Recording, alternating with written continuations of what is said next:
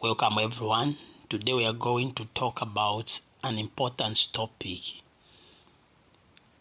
Assignments created by artificial intelligence. That's what we are going to talk about. That's the important topic we are talking about today. Assignments created by artificial intelligence, AI. AI is changing schools and universities. But is this good or bad? That's the question that you have to ask. Kantian ethics, which is about doing what is right because it is our duty, helps us think about whether using AI in school is right or wrong. Why this matters? Telling the truth and doing your own work are very important in school. If AI takes over learning, it will be hard to know what education means anymore. It will be very hard to know what education means. So let me ask you a question.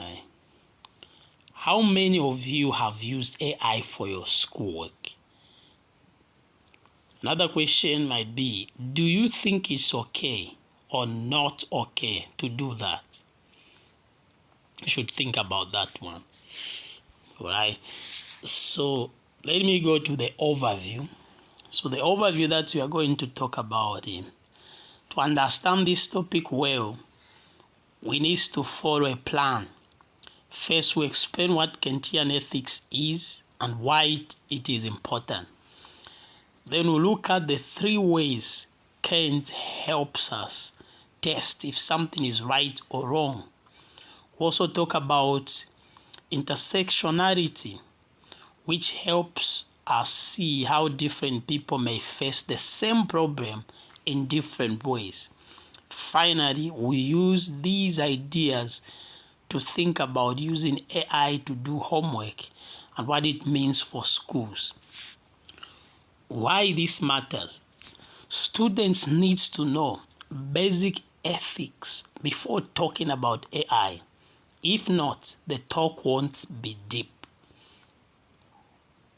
When you hand in work made by AI, I know I'm a student as well, but think about this one as I'm presenting to you, my fellow student.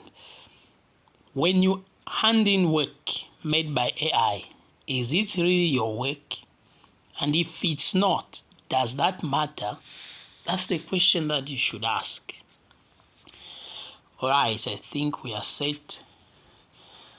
Let us look at the next slide. Kantian deontology. Kantian ethics is called deontological.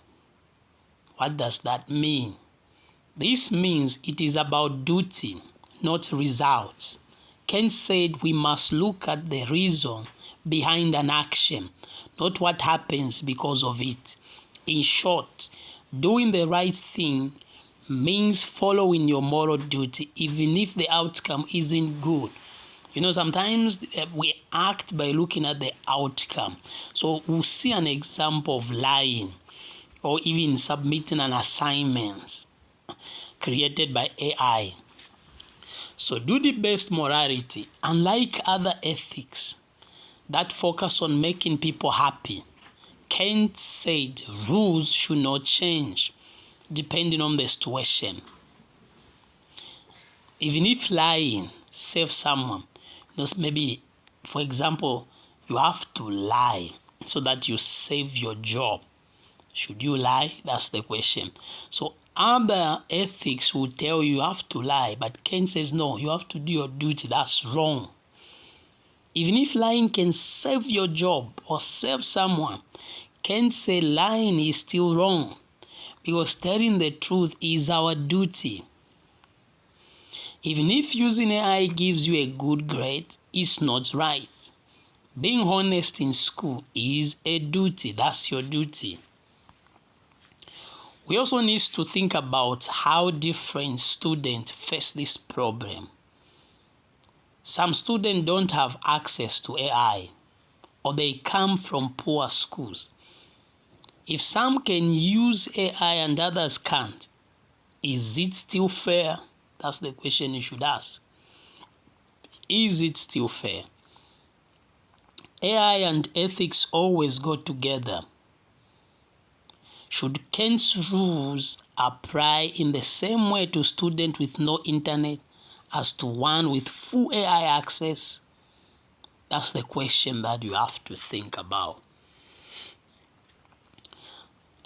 Okay, if that's clear now, because I've done some of the updates, I've included some of the information that I didn't include in my previous presentation. So the categorical imperative. Kant gave us the categorical imperative, a rule to test if an action is moral. If the action does not pass the test, it is not moral. If people think it is okay, but if it doesn't pass the test, it's not okay.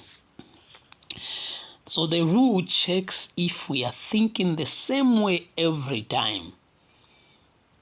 If something is right, then it must be right for everyone, everywhere, always. There is no way something is going to be right just for you or for a certain group of people, for only the student at the university of people. It should be right everywhere. That's the test. So when we go to the next slide, let us look at the first formulation. The first formulation that we are going to look at, I talked about this one.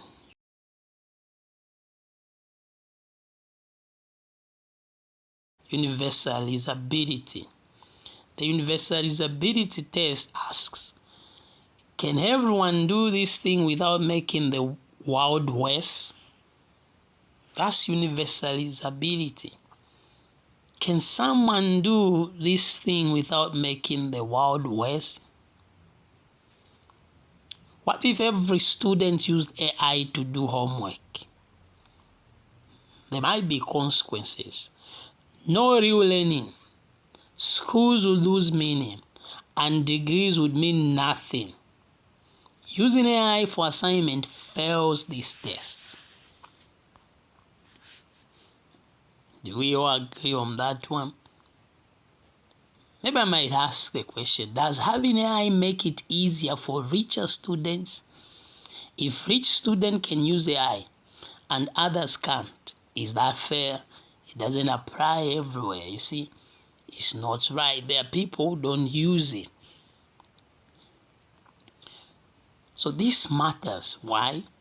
Ethics must think about both personal, right and wrong, and bigger effects on the groups. Does AI help only the lucky students to cheat more easily? Those are questions that you should be asking yourself. So let us go to the second formulation, humanity as an end. Kant's second test says we should not use people just to get what we want. We should respect them. If a student gives work done by AI, they are not honest with the teacher. The teacher is grading the fake work. That's the fake work. The student also hates their own learning. This breaks the rule. It shows no respect for the teacher or the purpose of the school. The school loses its purpose. Lying may affect poor or less powerful students more. If AI tools help rich students, is the damage of lying the same for everyone? Why this matters? If rules ignore unfair systems, they are not fair. Do students with fewer chances feel more pressure to use AI in a wrong way? So I've brought in some of the questions just to keep you thinking. So let us go to the third formulation, autonomy. True ethics means making your own rules that are fair for everyone. See, your autonomy in decision making, but the rules that you bring should be fair for everyone. Ask yourself, would I like a world where every student uses AI instead of learning? If you believe in real learning, you must say no to AI-made work. Not all students are free to make the same choices. If some need AI just to keep up, do they really have the same freedom to choose? So how does that look like? We must think about what this means in real life. Honesty in school builds trust. If AI takes over, people don't trust schools anymore. And your degree might not mean much more. It's like our degrees are losing their value. Are school rules fair to everyone, or do they hate students who already face many problems? Questions again to keep you thinking, because I know I'm communicating to scholars. Questions like that would that would push you to research more. Kant says moral must be the same all the time as we look at ethical reflection. AI may be easy, but easy is not always right. Let me say that again. AI may be easy, but easy is not always right. Should moral rules change? If Kant's ideas don't see real-life problems, are they really moral? Ethics must be both clear and kind to people's different lives. Alright, so let me conclude this way. Kantian ethics say we must always be honest, fair, and follow rules that work for everyone. AI work fails all three of Kant's rules. It cannot be a rule for all. It disrespects others and it breaks moral freedom. All the ethics must grow to think about people's different lives, but still keep truth and honesty.